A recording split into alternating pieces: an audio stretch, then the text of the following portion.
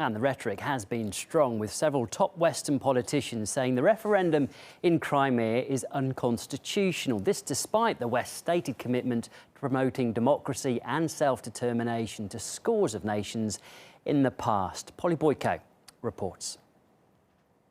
You don't have to look back far to see how the US and their Western partners have at times encouraged referendums and secessionist splits. The referendum on self-determination. Self-determination. Right to speak their language. Be recognized by more nations around the world. Shape their daily lives. Determine their own future. Must take place. Like when Kosovo voted to carve itself out of Serbia in 2008. This is what the birth of a nation looks like. Thank you, Europe. Thank you, America. Thank you, Great Britain.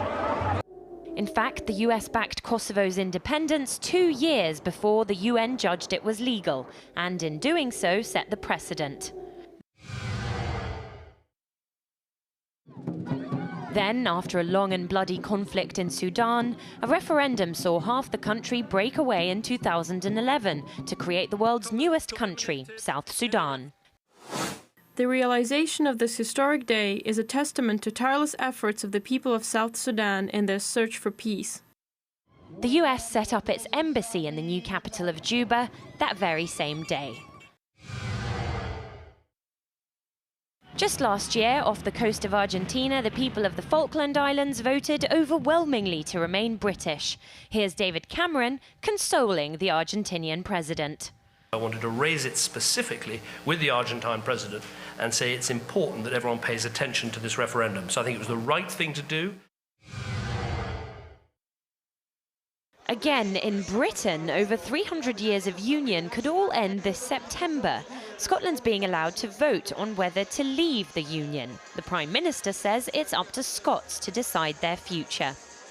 Yet for all the talk of self-determination, Crimea's referendum has been denounced as illegal by the G7 group of the world's biggest economies.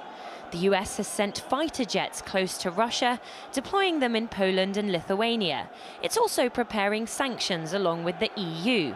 So when it comes to self-determination or territorial integrity, your guess is as good as anybody's in predicting which way international powers will side. The biggest clue is whether it fits their own interests.